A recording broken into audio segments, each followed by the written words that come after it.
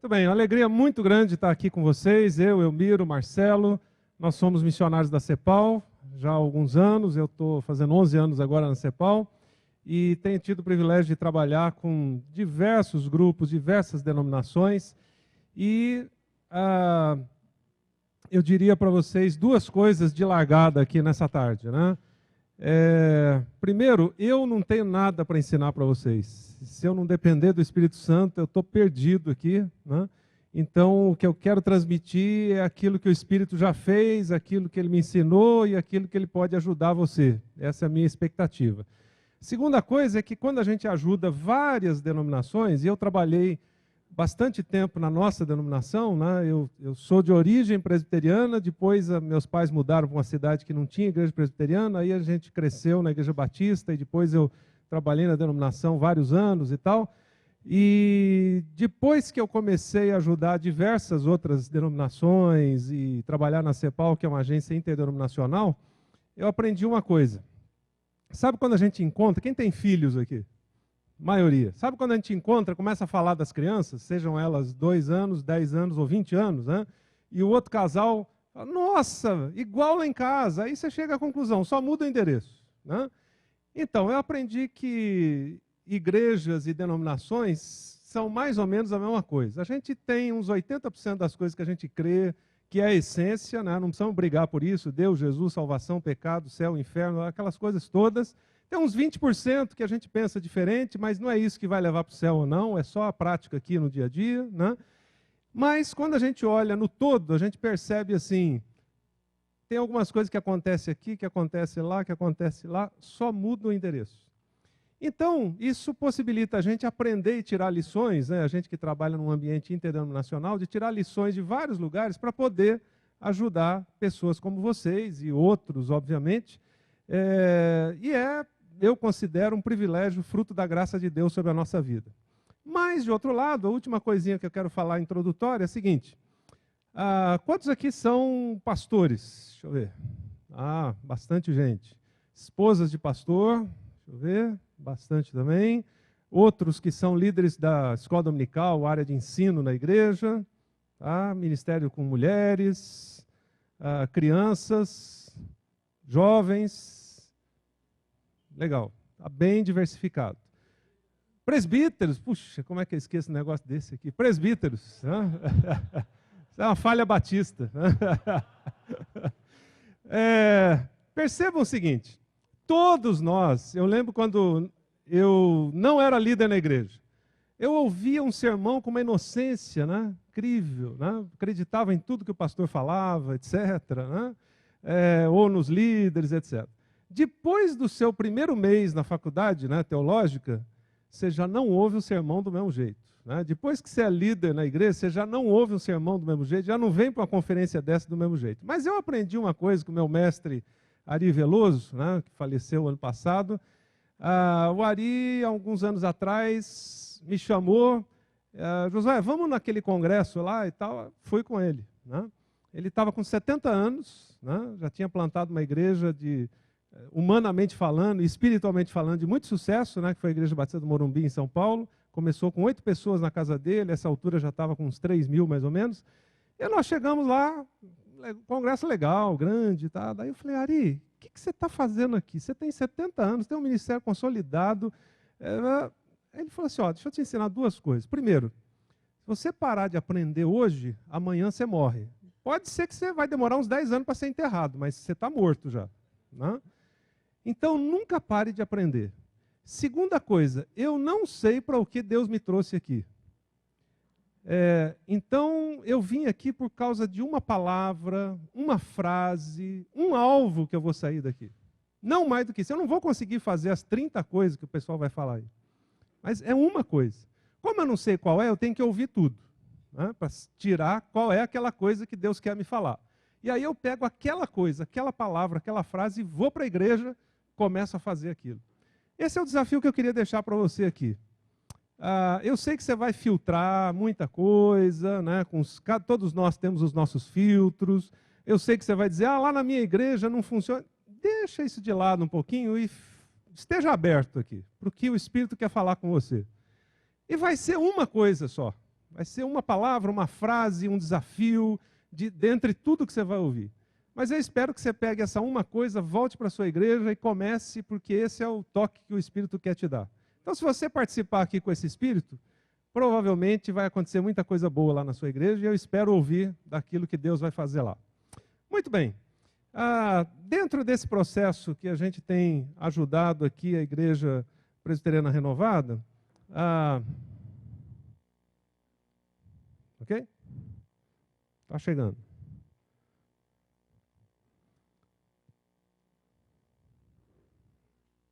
Deixa eu fazer uma rápida apresentação aqui. Essa aqui é minha família, sou casado com a Raquel há 30 anos, temos 2 filhos, o Danilo e a Samara. Samara casada agora, Danilo com 26 anos, e eles moram em São Paulo. Hoje a gente mora em Indaiatuba, cidade abençoada.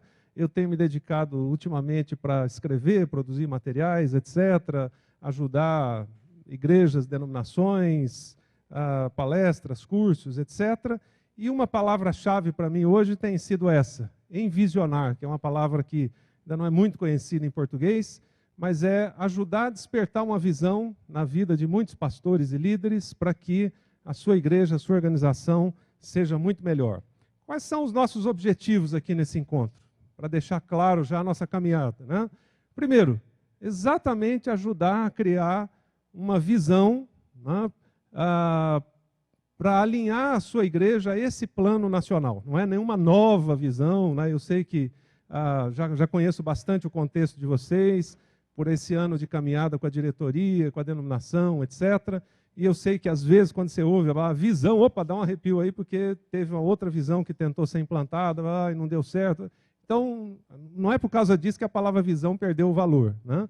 Mas existe uma visão hoje que está aqui, ó, o resumo dela, né? Não só essa aqui, mas esse conjunto aqui. É para lá que a Igreja Presbiteriana Renovada está indo. Essa foi a direção do Espírito ao longo de muitos meses de estudo, etc. E agora o grande desafio, né, a grande virada da roda, é ajudar cada um de vocês lá na sua igreja local a criar algo alinhado com isso aqui. Não é nada novo, mirabolante, etc., mas é isso aqui, esses valores, essas estratégias e tal. Então, uma denominação só pode dizer realmente que está implantando isso aqui quando as igrejas locais implantam isso. Senão, é só uma bela teoria e ficou no papel, etc. Quando você começar a fazer isso lá na sua igreja, como pastor, presbítero, líder, etc., com pequenos movimentos, né, que vocês vão ver aqui durante esses 2 dias, dá para dizer que a sua igreja está alinhada a essa visão. A segunda coisa é ajudar você a pensar num plano prático, num plano estratégico para os próximos 3 anos. A grande vantagem é que você não tem que começar do zero, né? Não tem que pensar numa missão, numa visão, nos valores, né? Já está criado, é isso aqui. Se você pegar isso aqui e simplesmente transformar em coisa prática, que a gente vai orientar vocês aqui nesses 2 dias, esse plano prático, estratégico, vai começar a acontecer e você vai ser parte de um grande mover do Espírito, de um grande crescimento da igreja e impacto, etc. Deixa eu dizer agora uma coisinha, às vezes tem vantagem de a gente não ser parte do grupo, né? Porque você pode dizer algumas coisas olhando de fora. Então, olhando de fora, não sendo parte da denominação, mas olhando de fora, eu queria dar uma palavra de encorajamento aqui para vocês. Eu tenho 30 anos de casamento e 30 anos de ministério. A gente casou mais ou menos aí, quase junto ali, 3 meses de diferença, né? E nesses 30 anos, obviamente, passou muita água debaixo da ponte, a gente aprende muita coisa, cresce, quebra a cara, tudo mais. Trabalhei já com diversas denominações, trabalhei na minha própria denominação, na liderança da denominação, uma função mais ou menos como essa da diretoria e tudo mais. E eu posso dizer que, olhando aí os últimos 15, 20 anos, o que vocês estão fazendo nesse momento como denominação, definir um rumo, olhar os próximos 3 anos, os próximos 5, os próximos 10, etc., chamar os pastores e líderes, dizer, minha gente, olha, a direção é para lá. Não lembro de nenhuma denominação nos últimos anos que tenha feito isso com essa intensidade que vocês estão fazendo. Então, vocês estão à frente em muitos aspectos. E toda aquela base, né, glória a Deus pelos últimos 35 anos, todos aqueles que plantaram, suaram a camisa, deram gotas de sangue, às vezes, né, para ver esse momento consolidado, Vocês têm uma plataforma incrível hoje para olhar e dizer, vamos dar mais um passo, ou 2, ou 5 gigantes. Mas isso, novamente, você precisa olhar lá na sua igreja e dizer, como é que a gente faz isso? Temos essa vantagem. Estamos olhando como denominação. Vamos, não é só porque o pessoal lá, meia dúzia, decidiu. Não. Eu posso dizer para vocês que olhando de fora, é realmente eu até usei com a diretoria, uma expressão assim, é um avivamento 2.0. A gente usa hoje essa linguagem para informática, tal, quando sai uma nova versão, um novo programa, etc. Mas é aquelas mesmas coisas, e eu também usei a expressão, como tem uma nova geração chegando, e renovação é o tipo de coisa que a gente não transmite, cada um tem que ter a sua experiência, então é a igreja renovada, renovando. Aqueles mesmos valores que talvez você aprendeu dos precursores, dos fundadores, etc., olhando para a nova geração e como é que a gente passa isso para a nova geração. E, por fim, como é que a gente interliga 3 coisas que vocês vão ouvir aqui o tempo todo. Discipulado, pequenos grupos e capacitação de líderes. Ao longo desses 2 dias aqui, você vai ouvir disso o tempo todo. Mas não são coisas soltas, como eu disse, não é um novo pacote que a gente criou e veio aqui vender, não. É aquela coisa básica da palavra. A gente perdeu nos últimos 50, 70 anos essa coisa do discipulado. Quantos aqui podem dizer que alguém, na sua geração, pôs a mão no seu ombro e disse, vem aqui, meu filho, eu vou te discipular, vou fazer o que Jesus fez com aqueles 12. Quem é que pode dizer que passou por isso aqui? Foi o que eu imaginei. Agora que eu vi o mestre trabalhando. O mestre dos cães. Seu pai deve sentir orgulho. Acho que sente. O meu só sentiu orgulho de eu conseguir mexer com as orelhas. Ele vai sentir orgulho quando o senhor operar. Ele está morto.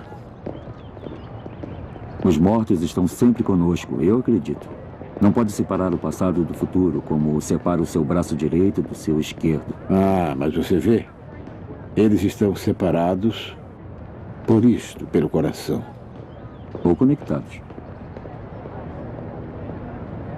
Ou conectados. Nó, li,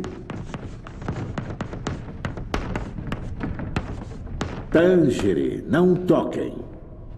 Não toquem no coração.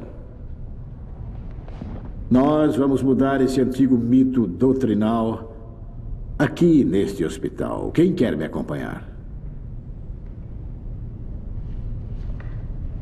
Dr. Swedlin? Dr. Fillmore?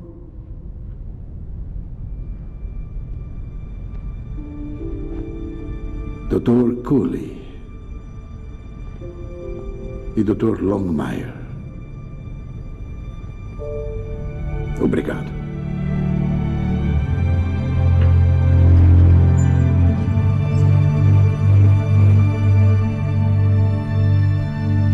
Alfred, está com sua reputação balançando num penhasco. Fique calmo, Walter. Isso não é grande O obra. princípio da medicina não é não fazer mal. O que está dizendo? Por que não suspende a cirurgia até ter mais experiência? Suspender é assinar a sentença de morte do bebê. Não sou eu que vou fazer isso. Mas vão destruir você. Walter, eu vou operar amanhã. Está se precipitando. Por que é que você não quer admitir para os pais que falou cedo demais?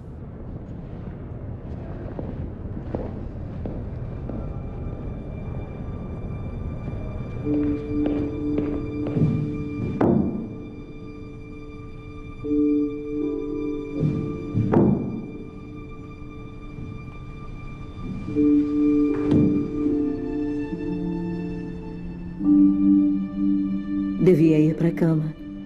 Acha que eu não tentei? Posso te dar uma carona amanhã para o hospital? Obrigado. Eu aceito a carona. Eu não confio em mim no volante. Querida, qualquer um ficaria nervoso. Não é isso. Eu estava pensando em... Você disse que antes eu era ousado, ambicioso. Mas eu queria saber se a minha ambição não me tornou ousado.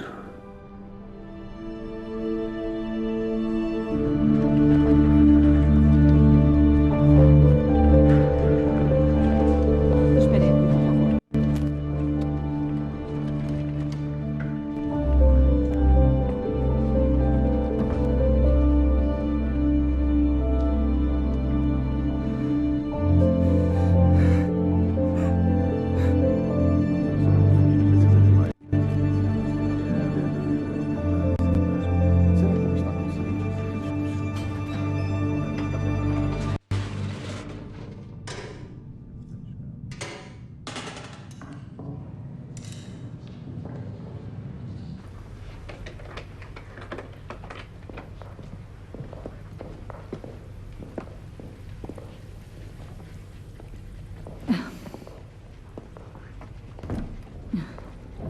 Doutora Towsend, professor,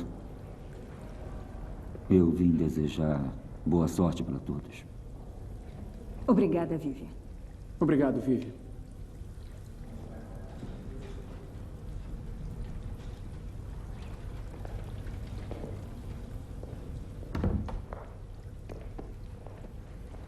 Nós vamos interromper o fluxo da artéria pulmonar desse bebê por 30 minutos.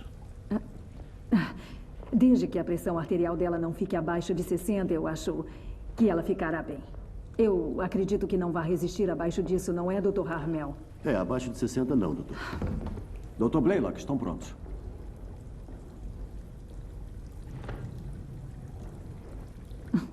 Doutor,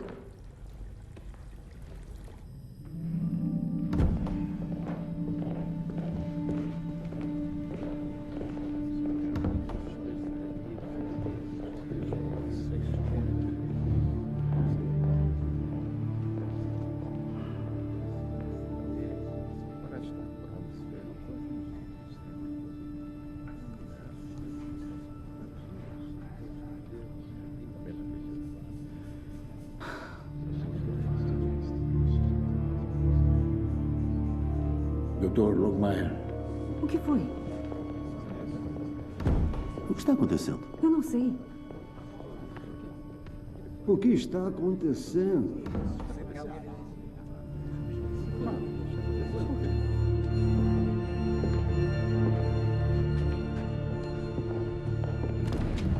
Não vão chamá-lo, por que não? porque esse hospital tem uma política. Chame Vivian Thomas imediatamente. Dr. Blaylock, o que aconteceu? Está tudo bem, senhor. Calma. Eu não vou repetir. Chame-o. Nós só podemos chamar médicos. Me dá essa porcaria de telefone. Vivian Thomas. Chamando Vivian Thomas. Você está sendo aguardado no centro cirúrgico. Imediatamente, está ouvindo? Aqui é Blaylock. Obrigado. Boa sorte.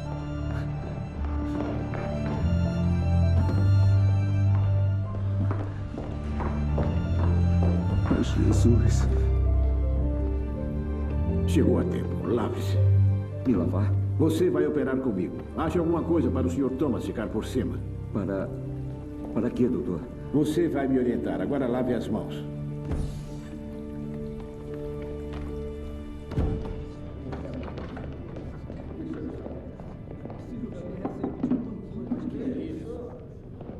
O que ele está fazendo aqui? O que significa isso?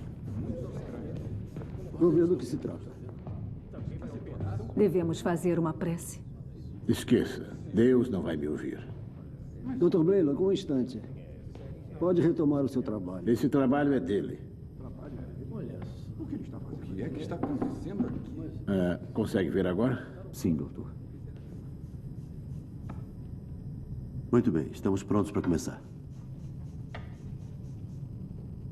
Muito bem. Vamos iniciar.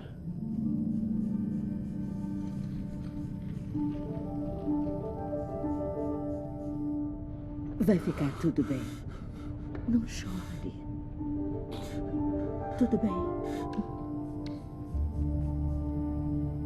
Incisão external média da artéria pulmonar esquerda.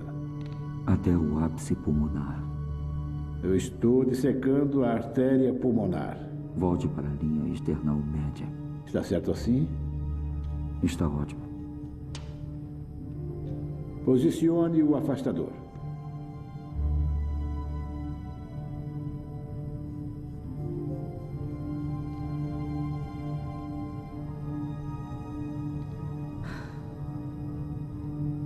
Muito bem, está segurando. O senhor consegue liberar a subclave esquerda? Creio que sim. Pressão máxima? 70. Caindo. Não mexa nesse foco. Desculpe. Não estou entendendo nada. E agora... estou dividindo a...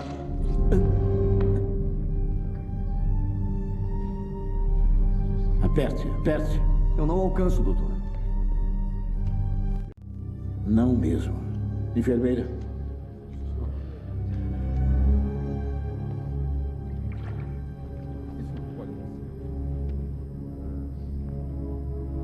Pelo amor de Deus, não consegue ver as minhas orelhas? Desculpe, doutor. Sutura.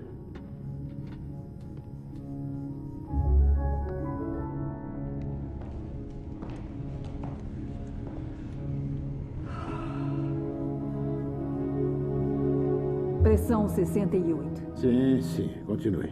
Cuidado com a crossa. Isso. Tracione a sutura. Muito bem. Agora a ferramenta que o Vivian fez. Que ferramenta? Aquela ali. Aquela. Isso. Nós vamos unir o desvio. Pressão máxima 60. Não, 59. Eu sei, eu estou quase lá.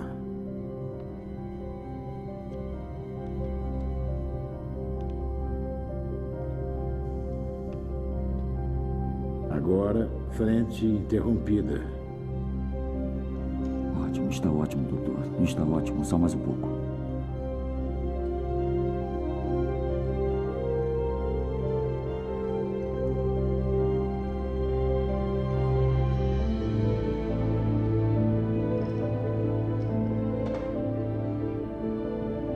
Retirando o afastador do Bulldog.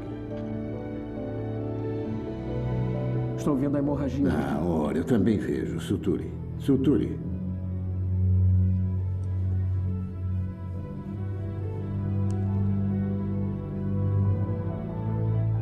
Não, não, doutor. O outro lado. Sim, eu sei.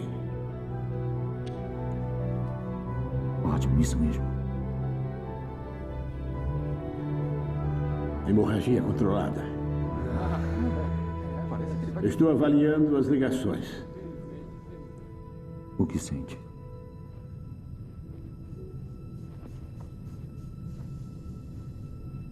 Não posso dizer se o sangue está fluindo pelo desvio. É pequeno demais para sentir alguma coisa.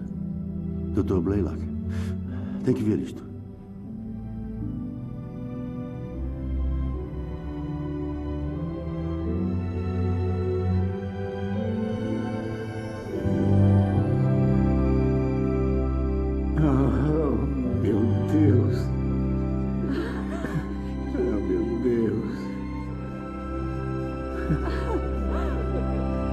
A pressão arterial está subindo.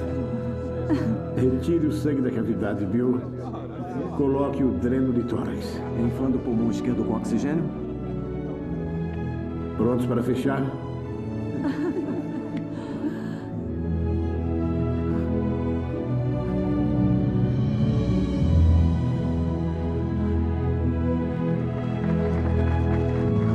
Quem podia imaginar cirurgia cardíaca? Nós conseguimos realizar aqui no Johns Hopkins. Conseguimos. Obrigado. Nós vamos passar pela nossa história. Nós conseguimos. Que beleza. Quem diria que era possível?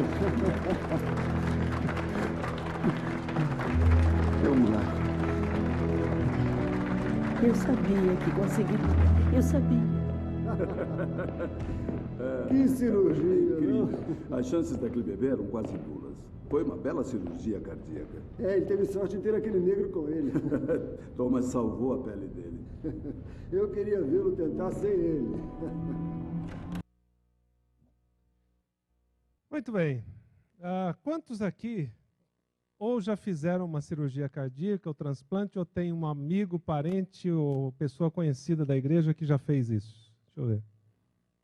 Mais da metade. Se esse cara aqui não tivesse quebrado um princípio, que era não toque no coração, muitos de vocês não poderiam levantar a mão e talvez muitas pessoas já teriam morrido.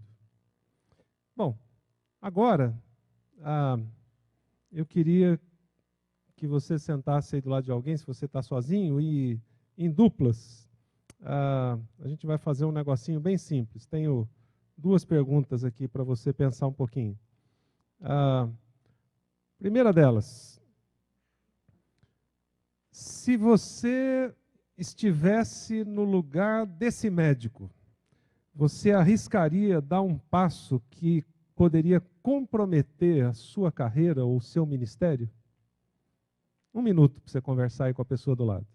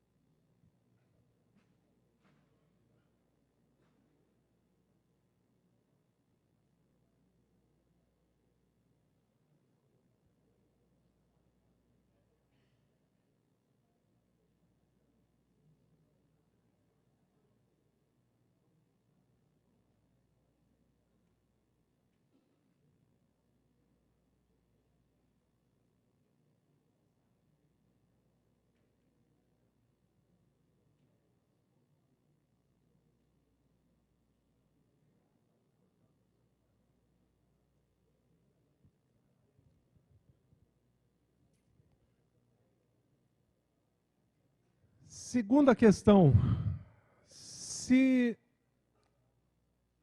a cirurgia não tivesse dado certo, imagine essa hipótese, você continuaria tentando, se você estivesse no lugar dele? Mais 1 minutinho aí para você compartilhar.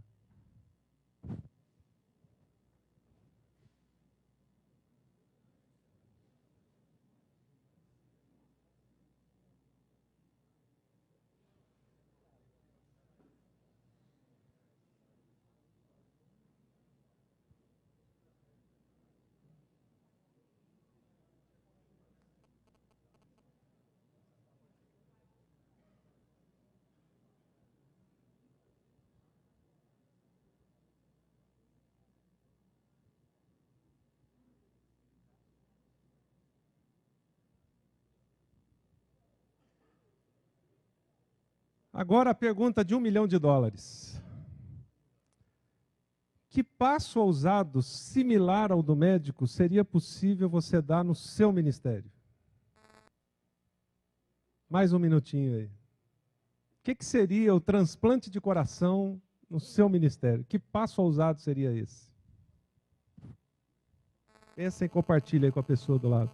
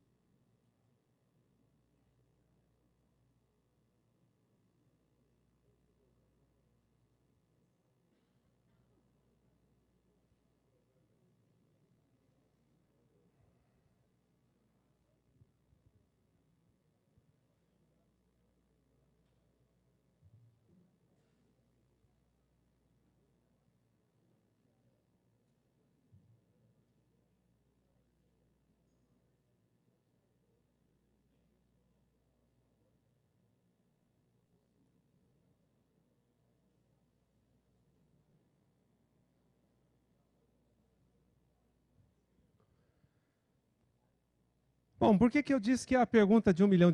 Porque quando eu comecei no ministério, como vários jovens que tem aqui, você está disposto a arriscar tudo, né? Você fala, bom, pode ser que não dê certo mesmo, então deixa eu tentar tudo agora, né? Fazer algumas loucuras, fazer algumas coisas arriscadas e tal.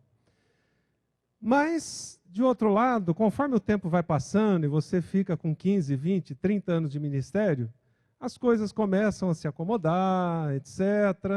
E aí você diz, bom, para que eu vou arriscar agora? Eu já tenho aqui um salário razoável que dá para manter minha família, a igreja dá uma casa, tem um carro, e o ministério está bem, a igreja já está com 200 membros já, há mais de 10 anos, não caímos, não crescemos, mas também não caímos, igual a minha igreja da adolescência, né? 145 membros sempre, né? Batizava 2, excluía 2, né? Batizava mais um, morria um e tal, e a gente ficou assim uns 20 anos com 145 membros, mas estava todo mundo bem com isso, né?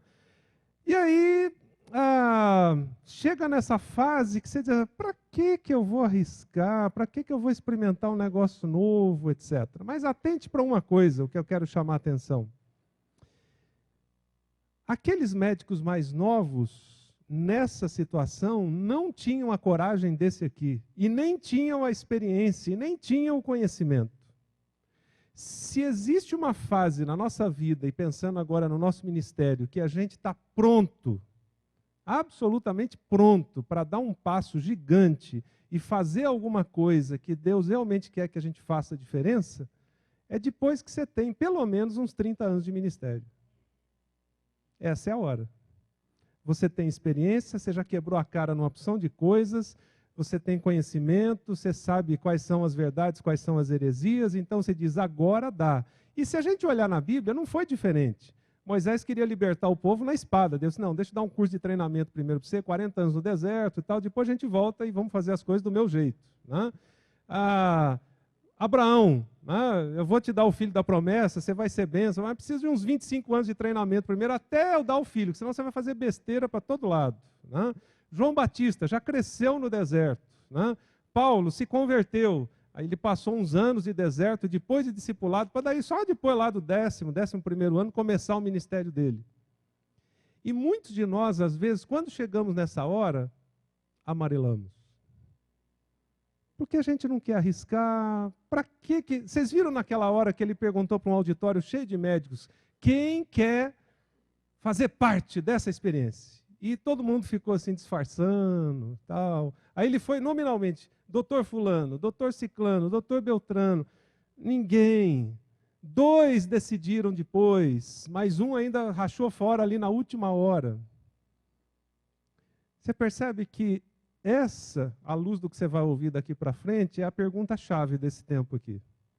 Você está disposto a perguntar para Deus o que é que de ousado Ele quer fazer através de você, com a experiência que você já acumulou, com tudo que Ele te preparou, nesse tempo para fazer diferença nessa geração?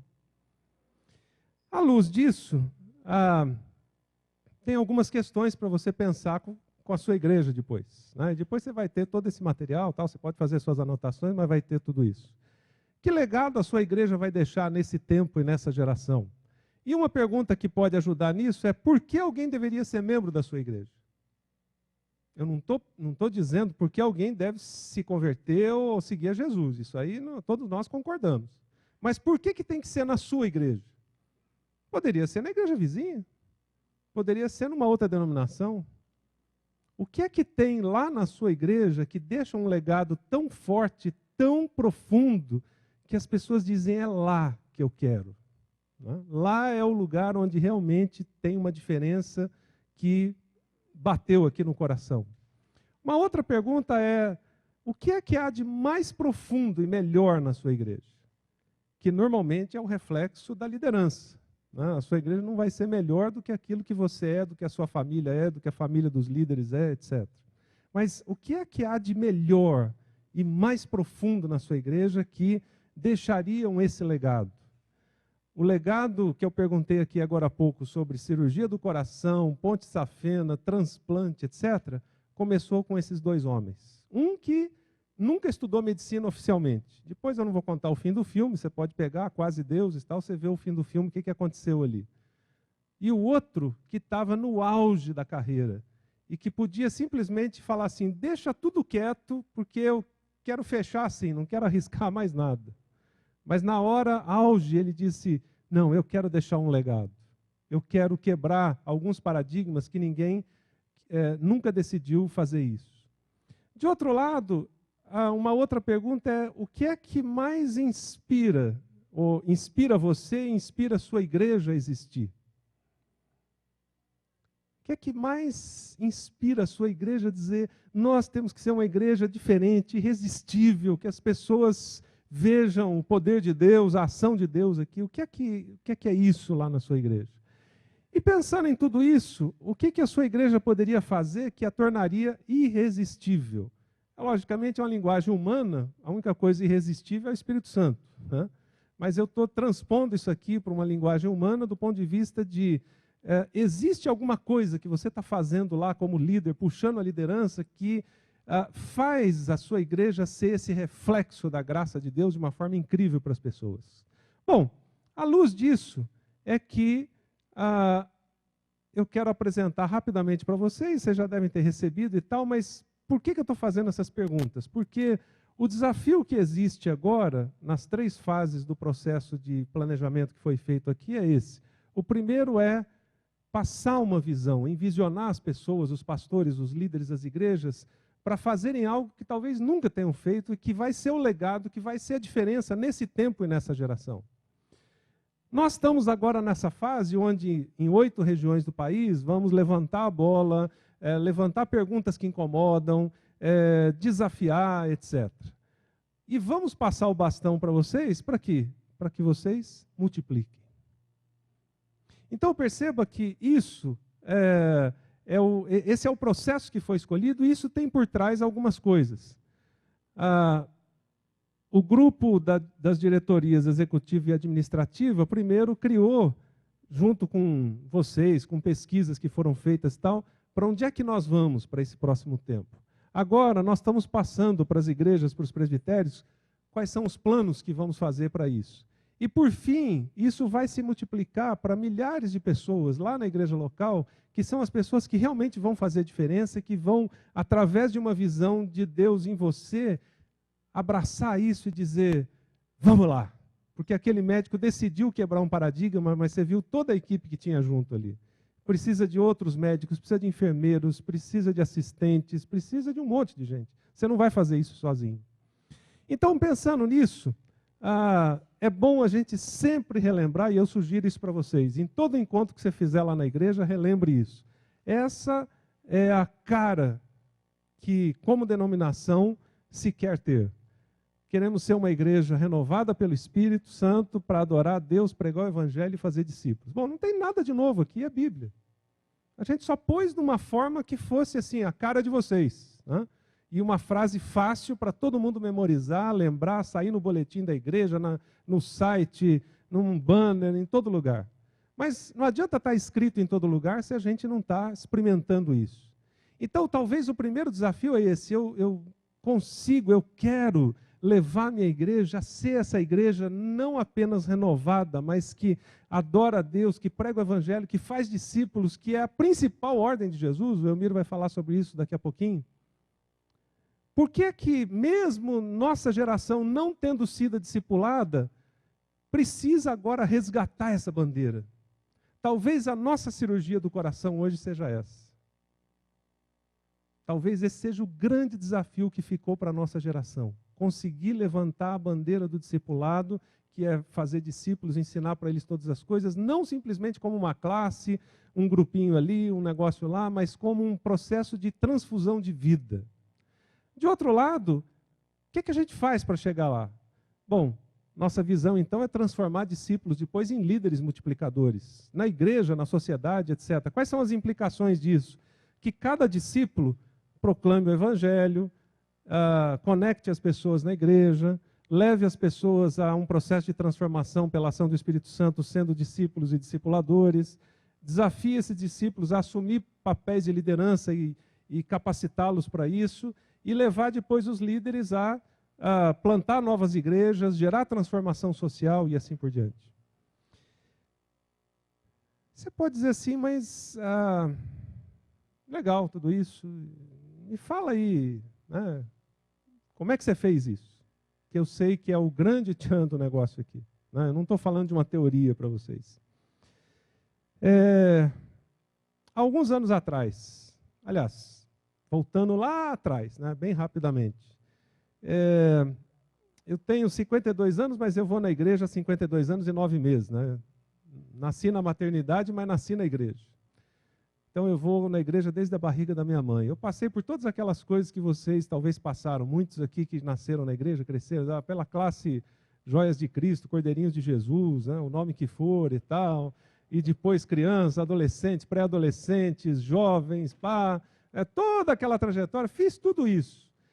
Quando eu era adolescente, eu ficava olhando para a minha igreja, lá de 145 membros, né, e eu já ficava meio incomodado. Ela já tinha quase 50 anos, né, já estava uns 20 com 145 membros, e eu pensava assim, deve ter um jeito diferente de ser igreja. Não é possível ser só isso aqui. A gente vem toda semana para o culto, a ordem do boletim faz 10 anos que não muda, é a mesma, só muda o número do hino, e o nome do pastor que vai pregar, o título da mensagem, e a gente vem para a escola dominical, e o culto de quarta-feira, né? Mas deve ter um jeito mais emocionante de ser igreja. Não é possível que é só isso. Eu tinha aprendido valores profundos para a minha vida, sou grato a Deus por aqueles líderes, pastores, pais, etc. Mas desde a adolescência isso me incomodava. Mas aí, como não tinha ninguém para pôr a mão no ombro e dizer, Josué, vem aqui, vai, eu vou te ensinar, agora eu vou explicar para você o que é esse negócio de ser discípulo de Jesus, como é que isso transforma a vida. Eu fui tocando a coisa. Até que um dia vai aparecer alguém que vai me dizer isso. Aí, com 17 anos, eu fui para a faculdade teológica, né, estudar teologia, me preparar para ser pastor. Lá, esse meu mestre, o Ari Veloso, fui aluno dele, um dia ele falou discipulado, eu disse, acho que é isso que está faltando. Né? Sabe quando Jesus fala lá para o jovem rico, ainda falta uma coisa? Eu acho que é isso que está faltando. E aí, mas não dava tempo do Ari discipular, trocentos que tinha lá, mais a igreja, etc., e o tempo foi passando, eu me formei, me tornei pastor, comecei o ministério, depois fui trabalhar na denominação, trabalhei 15 anos na denominação, aí chegou um ponto que eu saí da denominação, fui para uma igreja local, ser parte da equipe pastoral de uma igreja grande lá em Vitória e tal, encontrei mais um ou dois que tinham o mesmo incômodo, a gente já estava no ministério, era pastor, mas falta alguma coisa, não é possível que igreja é só isso, e vai ficando monótono e tudo igual, não, está faltando vida aqui, está faltando alguma coisa. Até que um dia a gente falou, escuta, vamos parar com esse negócio de ninguém me discipulou, eu nunca aprendi. E vamos perguntar para alguém, vamos começar nós dois? Você me discipula, eu te discipulo. Pode ser? Pode. Então vamos começar. Aí encontramos um cara que explicou para a gente, mostrou um livro, falou, esse livro pode ser o guia, vamos embora. E a gente começou. Daqui a pouco apareceu mais uma meia dúzia querendo. Tá bom, vamos criar um grupo aqui discipulado. Quando, gente, não existia há 20 anos atrás nenhum negócio desse de grupo, célula, nada disso. Eu vi o Roberto Lai desenhando no guardanapo para mim, eu estou pensando em trazer célula para o Brasil, e o Armando Bispo trazendo rede ministerial. Não tinha nada disso, a gente foi descobrindo, assim. Fizemos um grupo por acaso, né? O Espírito Santo orientou e tal, a gente foi. E a gente olhava para a igreja que tinha 2.000 membros, e olhava para os 8 e falava, quando é que vai começar a acontecer isso aqui com todo mundo? Porque aí começou a ficar emocionante. Não só de arrepio ou coisa desse tipo, né? Porque esse arrepio é mais fácil pôr o dedo na tomada, que rapidinho arrepia. Né? Mas de transformação de vida. E eu comecei a descobrir aos 35 anos de idade, já como pastor há quase 15 anos, que eu era convertido, eu sabia descrever minha conversão, Deus tinha falado comigo, cresci na fé e tal, mas eu comecei a descobrir que para ser discípulo de Jesus ainda estava longe, mais longe mesmo. E eu apresentei assim para Deus um monte de coisas, olha Deus, está aqui, eu fiz isso, fiz aquilo. Aí Deus disse, legal, você fez tudo isso, mas eu nunca te pedi para fazer nada disso. Você fez de alegre. Né? A coisa é boa até, né? Nada ruim. Mas a coisa principal que eu gostaria que você fizesse, você praticamente nunca fez. Discípulos. E a gente começou, e o negócio foi indo, eu não vou entrar nisso aqui, que aí eu miro. Depois de 5 ou 6 anos, de 8 foi para 10, 12, 15, 20, aí foi para 40, depois foi para 80. Sabe aquele negócio de discipulado que você lê no livro? Discipulado vai multiplicando mesmo? Então, experimentei isso. E depois de mais ou menos 7 anos, a gente tinha umas 1.500 pessoas que já tinham passado ou estavam no processo discipulado, a gente começou a ver transformação de vida. Um dia, esse pastor que começou junto comigo, o Geraldo, no meio do processo, mas ele foi embora, aliás, nem no meio, logo no começo do processo, Deus levou ele para Belo Horizonte, ele foi morar na casa desse senhor que vai falar daqui a pouco aqui, né, que parece Arão até com a barba dele e tal, né, na frente da casa que era um senhor baptista, a gente brinca assim, sabe, o baptista, né, era o cara assim que para Jesus falar com ele, olha, era difícil, né. E aí o Geraldo começou a discipular o Elmiro e a Thalita, e dali foi, e lá começou outro grupo, e começou a multiplicar. Anos depois a gente cruzou, e hoje, para encurtar a história, daquela geração toda, tem um monte de gente, opa, eu fui apertando aqui, não vi, né? Tem um monte de gente que está espalhada pelo Brasil e pelo mundo como fruto daquela geração. Quando eu encontro alguém, né, esses dias chegou uma moça lá na igreja, falar com o Josué. Quem é você? Eu sou a Sandra. Sandra? Você é da onde? Não, você não me conhece, mas a Beth mandou dizer que eu sou discípula dela. A Beth, claro. A Beth era uma moça meia encrenqueira, marrudona, assim, daquelas batedoras e tal, que era lá da nossa igreja, líder dos jovens, depois líder de vários ministérios, etc., até que Deus começou a lapidar a vida dela no discipulado. Depois de alguns anos, ela foi para a Espanha fazer um mestrado, e depois fez um doutorado, e depois ela decidiu ser missionária e continuar na Espanha.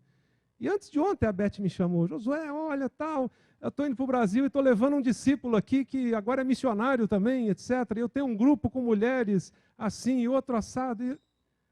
Aí você vai vendo as ramificações, por isso que eu disse que essa foi a coisa mais poderosa que eu fiz na vida. Mas sabe que teve um dia que foi essa pergunta incômoda que eu fiz para você? Duas moças chegaram para mim e para a Raquel, depois de um tempinho na praça da igreja nossa lá, e falaram assim, olha, elas eram do nosso grupo discipulado, e elas disseram, tem um negócio que a gente precisa dizer para vocês, tem 1 milhão de coisas que precisa mudar na vida de vocês. Mas a gente viu uma coisa na vida de vocês, que vocês são parecidos com Jesus.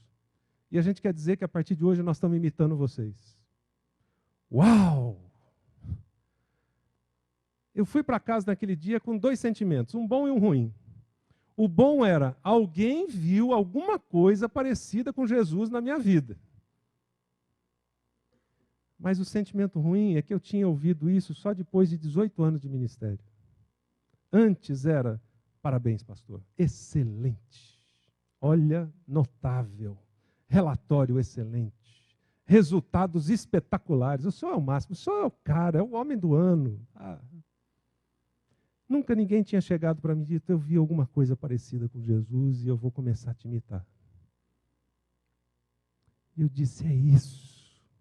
E eu lembrei da história de Moody, quando depois de ter começado a Sociedade Bíblica, a ACM, a Igreja da Rua Illinois em Chicago, o Instituto Bíblico, etc., um dia Chicago pegou fogo, teve um grande incêndio, tudo queimou. Moody sobe num lugarzinho mais alto com a sua esposa chamada Emma, olha de lá e diz para ela, Emma, tudo que a gente construiu no ministério o fogo pôde destruir. A partir de hoje eu não construo mais coisas que o fogo pode destruir, eu quero construir só para a eternidade. Naquele dia, aquele choque para mim foi mais ou menos assim. Tudo que eu construí no meu ministério em 18 anos foram bons relatórios, bons gráficos, bom isso, bom aquilo, ele precisa de tudo isso, mas não tem mais nada. E eu fiz um gráfico da minha vida, ministério, né, atividades e discipulado. Discípulo não tinha nenhum. Então perceba que quando a gente começa a olhar para essa igreja, né, que foi descrita aqui, a igreja que vocês querem ser, a igreja que a IPRB quer ser, isso implica em olhar para esses discípulos que se transformam em líderes multiplicadores, mas primeiro, agora vamos fazer um exercício rápido, levanta assim o dedo indicador, né? Primeiro, começa aqui, ó, faz assim. Começa com Josué, começa com você. O Vamiro vai falar disso já já. E aí, isso é sustentado por valores, né, que foram definidos, esses valores da denominação, podem ser os valores da sua igreja, etc. Aí tem a descrição de cada um deles, eu não vou passar isso aqui, que vocês têm aí por escrito e tal. Tem as estratégias, né? No nosso caso aqui foi definido que é infundir a visão de evangelismo e discipulado em cada crente, porque senão a gente vai ficar só dando comidinha na boca do pessoal a vida inteira, e o pessoal ligando e reclamando, o pastor não visita, isso e aquilo. Não, gente, põe essa turma para trabalhar. Mas não é simplesmente dar um treinamentozinho lá de final de semana. A vida deles precisa passar por uma transformação, e a vida deles passa por uma transformação quando a sua vida primeiro é transformada profundamente. Você entende, antes de ser pastor, líder, eu preciso ser discípulo. Antes dos apóstolos serem apóstolos, Jesus preparou eles para serem discípulos. E aí, dá para pensar nesse crescimento integral, porque não é só o crescimento numérico, é o crescimento com base na vida. E isso faz com que essas 4 coisas estejam juntas, tá vendo? A visão, a missão, a estratégia, os valores levam a esse foco aqui, ó. Esse crescimento integral é fazer discípulos, é transformar esses discípulos em multiplicadores. Isso leva a infundir a visão de discipulado na vida das pessoas, criar relacionamentos, multiplicar líderes, etc. Eu aprendi que tudo parte do discipulado, depois de 18 anos de ministério. Porque eu decidi fazer a cirurgia do coração. Eu me lembro que, obviamente, eu estava numa igreja centenária, para vocês terem ideia. Vocês acham que vocês têm problemas? Vai para uma igreja centenária. Tinha 96 anos quando eu cheguei lá à igreja. Né? E aí tinha gente que era membro da igreja há 60 anos, que obviamente reage. E eu perguntava sempre para o Espírito Santo, devo responder essa ou não? Tal, para não deixar o sangue subir, etc. E eu me lembro que um dia um irmão da igreja chegou para mim, assim, muito irônico, né? Disse, pastor, ouvi dizer que esse negócio de discipulado é uma verdadeira lavagem cerebral. Aí eu disse, Senhor, respondo essa ou não? Aí Deus, está liberado essa. Tá. Aí já veio a resposta, né? Sabe aquele negócio, o Espírito te dará a palavra na hora? Foi, né? Desse jeito. Deus falou, está liberado, e já veio a resposta. Eu falei, é verdade, irmão, verdade. Lavagem cerebral mesmo, discipulado é lavagem cerebral. Comigo limpou tudo, assim, maledicência, pecado, mentira, tudo que tinha falso no Josué, limpou. Nunca mais ele falou nada. Mas é verdade, gente, eu posso dizer que o discipulado para mim foi isso. Quando eu comecei a ver as coisas que Deus queria ajustar na minha vida, para poder desenvolver planos como esses, para poder pensar arrojadamente, para poder fazer aquelas coisas ousadas que Deus queria fazer nesse tempo e nessa geração, através da minha vida, minha esposa, minha família, tinha que passar por um processo de lavagem cerebral.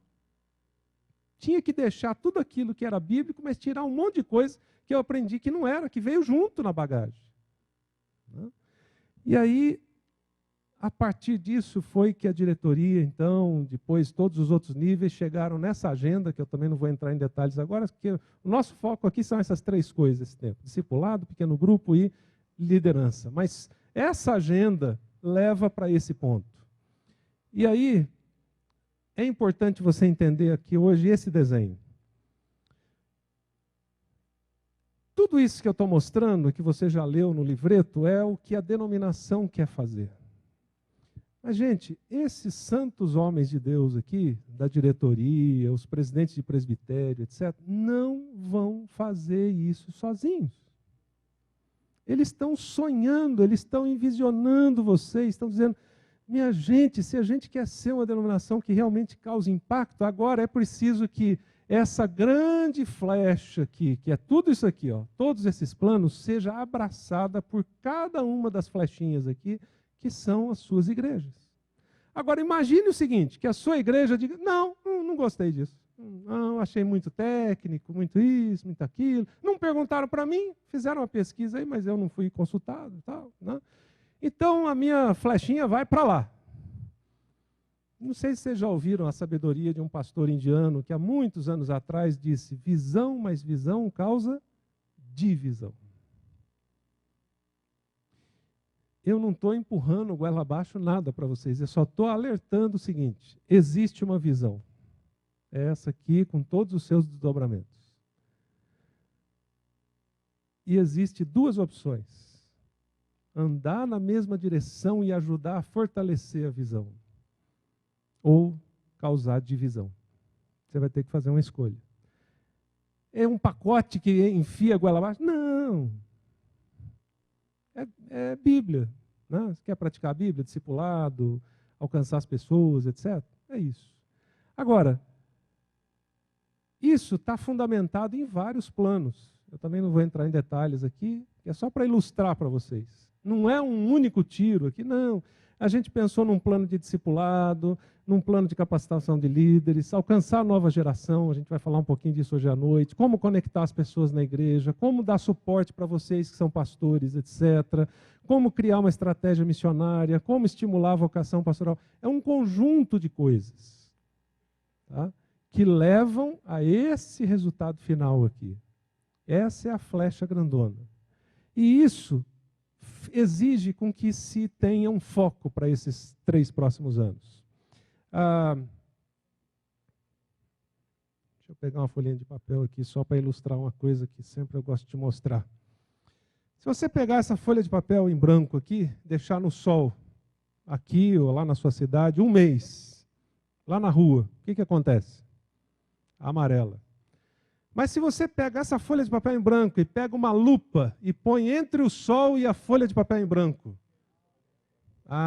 incêndio.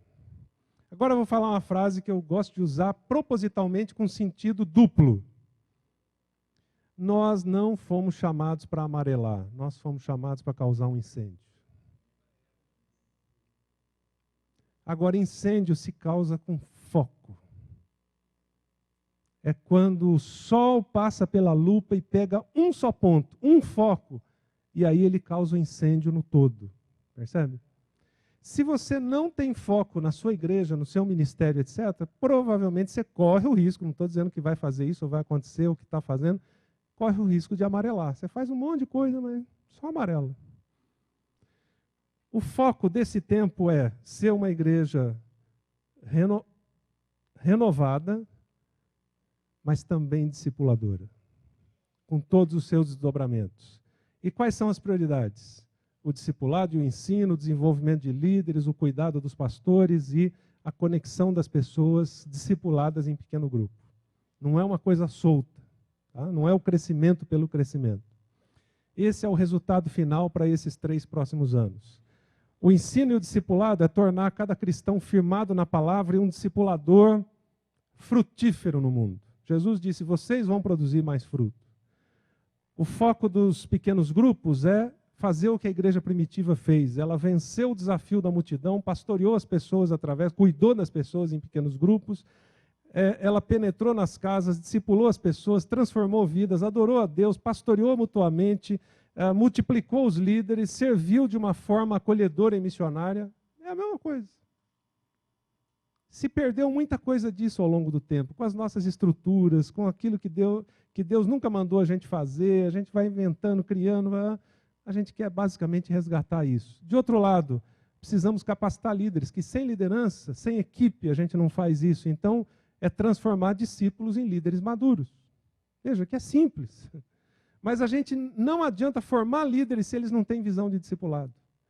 E as 3 coisas interligadas funcionam e se retroalimentam. O discipulado, a formação de líderes e os pequenos grupos. Uma coisa não funciona sem a outra. Eu posso dizer, com 20 anos aí, experimentando isso em diversas igrejas. Bom, por fim, isso promove uma transição. E eu sei que transição é difícil. Por quê? Porque ela levanta possibilidades de futuro, mas ela causa incômodos, né? Por exemplo, ela permite avaliar os acertos e os erros do passado. Ela dá forma ao futuro, né? Como é que vai ser minha igreja agora? O que eu vou fazer? São repletas de incertezas as transições. Como é que vai ser agora? Eu não tenho certeza de nada. Os líderes se tornam ansiosos e vulneráveis. Se você sair daqui incomodado amanhã à noite, glória a Deus, atingimos o objetivo. Se você sair do mesmo jeito que entrou, perdemos tempo aqui, ou você perdeu tempo. A gente não veio aqui para isso. Por quê? Porque são esses incômodos e essas crises que levam a gente para a próxima etapa. Agora, como é que isso acontece? Tem uma pressão primeiro, né? E a gente é a pressão aqui hoje. Depois, tem um fator detonador. Precisa acontecer alguma coisa que aí não somos nós que fazemos, é o Espírito Santo que vai fazer na sua vida, de te incomodar um ponto que você diz, não dá mais para continuar assim, eu tenho que fazer alguma coisa, Deus está me pedindo para fazer alguma coisa. Aí vem o desprendimento da estrutura, das ideias, das coisas que você sempre fez, etc. E você precisa escolher novas alternativas para realizar seus sonhos, ou os sonhos que Deus está te dando. por fim, isso gera um novo compromisso. O que é que a gente vai fazer nos próximos 3 anos, 5 anos, etc.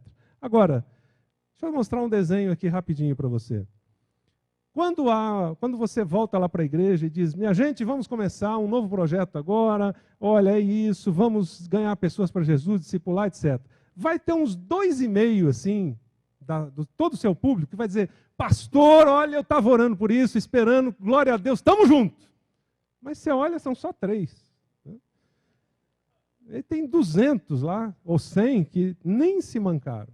Daqui uns 6 meses, vai ter uns 13% mais ou menos, mas olha, é isso. Vamos lá. Opa, de 100, agora você já tem 15. Né? Já é uma vantagem assim grande. Aí vai ter uns 30% que vai esperar assim 1 ano ou 2 e dizer assim, estou pagando para ver. Quero ver se vai dar certo esse negócio. Né? Batendo o pezinho no chão ainda assim. Né? Aí, daqui 1 ano, talvez metade, está junto. Aí você tem um outro desafio, que são os últimos a adotar, que é mais uns 30 e poucos %, e vai ter uma turma que diz, estou fora. Daqui 10 anos deu tudo certo. Não, mas sabe, ainda pode dar errado, tem que esperar um pouco, não é assim. Né? Você pensa que essas inovações vêm assim? Né? Deixa quieto, gente. Eu já aprendi na igreja centenária, que me ensinou muitas coisas. Tem um pessoal que vai para o céu assim, deixa eles quietinhos, tranquilo. Não, né? Sem problemas. Né? Eu estou nessa turma aqui, eu novo, está comigo, eu avalio, vejo se não tem heresia, aquela coisa toda, mas, nossa, por que eu não enxerguei isso antes? Agora, como é que acontecem as mudanças? Primeiro, a gente precisa lembrar que todos gostam de melhoria, mas todos odiamos mudanças. Né? Você quer que a estrada que vai lá para a sua cidade melhore, mas quando estão fazendo, asfaltando, que porcaria, por que o trânsito parou? Ah, justo agora que eu estou atrasado. Né? É assim mesmo. Agora, como é que acontece a mudança? Bom, tem um gráfico aqui que mostra em anos o grau de otimismo e pessimismo da mudança. Quando você chegar na igreja e começar essa ideia, vai ser assim. Primeiro vai ter uma turma dizendo, não sei não, pastor. Olha, não estou convencido disso. Né? Aí sabe o que você diz para ele? O problema é seu. É você com o Espírito Santo. Né? Não sou eu que tenho que te convencer, é o Espírito Santo. Né? Não, na boa, não vou bater no irmão, não é nada disso. Né? Mas não é essa é uma coisa importante para a gente aprender. Não é a gente que convence. Né? É o Espírito Santo. Primeiro, o Espírito Santo precisa convencer a gente. É isso, o caminho está, vamos embora. Né? Segundo, vai ter um momento de entusiasmo. Aqueles 3% se juntaram, parte dos 10% também. Ah, fogos, banda de música. Ah, legal, começamos aqui. Aí tem essa fase da banda de música e fogos de artifício, e logo em seguida o pessoal descobre, esse negócio vai demorar. Aí começa a dar uma balançada. Em seguida, não aparece resultado. No nosso caso lá, em 2.000 membros, você imagina 8 pessoas sendo discipuladas durante uns 6, 7 meses, para daí começar o processo, para daí aparecer mais uns 10. Até o 2º, 3º ano, tinha uns 30 ou 40 só no negócio. Mas quando virou de 40 para 80, e de 80 para 160, e de 160 para 300, aí o negócio começou a aparecer mesmo. Mas, durante esse tempo, o trabalho é penoso. Você tem o pessoal que tem dúvidas, que você tem que esclarecer, etc. Aí tem aquilo que aparece assim no meio, será que vale a pena? Eu já estou com 30 anos de ministério, para que eu vou arriscar isso agora? Aí vem o vale da sombra da morte, que é a noite escura do inovador. Gente, o pessoal não está entendendo. Para que eu entrei nessa furada? Aí aparece assim uma esposa como a de Jó. Eu acho que você devia se atirar da ponte agora. Para que você foi atrapalhar a nossa vida, etc. Deixa quieto. Aí, depois de um tempo, que não dá para estimar se é 6 meses, 1 ano, 2 anos, começa a aparecer os resultados. E começou a aparecer, pessoal... lembra do médico ali, o velhinho, o diretor do hospital? Antes da cirurgia. Você é louco! Depois da cirurgia, conseguimos! O nosso hospital é o inovador, etc. Vai ter um monte de gente nessa hora que vai aparecer. Pastor, foi uma excelente ideia. Olha que abençoado encontro aquele que você foi. Mas não sei quanto tempo vai demorar isso. Aí, sabe quando você está subindo de avião, que o avião dá aquela balançadinha para depois embalar, tem um provável ponto de desistência de alguns, e aí finalmente você chega na turma do isso realmente funciona. Pastor, glória a Deus. Né? Então, eu só estou preparando vocês para o que vem pela frente. Se você tomar a decisão que é isso que você quer. Agora, seu papel em tudo isso é encorajar as pessoas. E libera o som aí para mim.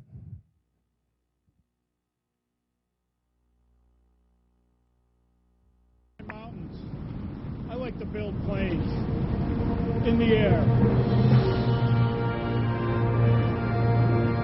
I grew up wanting to be on a wing, wanting to be up this high. Sometimes the temperature up at altitude will reach 60 below. Estão construindo um avião em pleno ar. You never know what you're going to come across up here. Aumentando o número de poltronas. Owls. These people back here, that's why I come to work. Passageiros estão ali That's why I build dentro. airplanes in the sky. We're not just building a plane here. We're building a dream. I love this job. I get a lot of thanks up here. When I look over there and I see that little kid, I look in his eyes, that's all the thanks I need.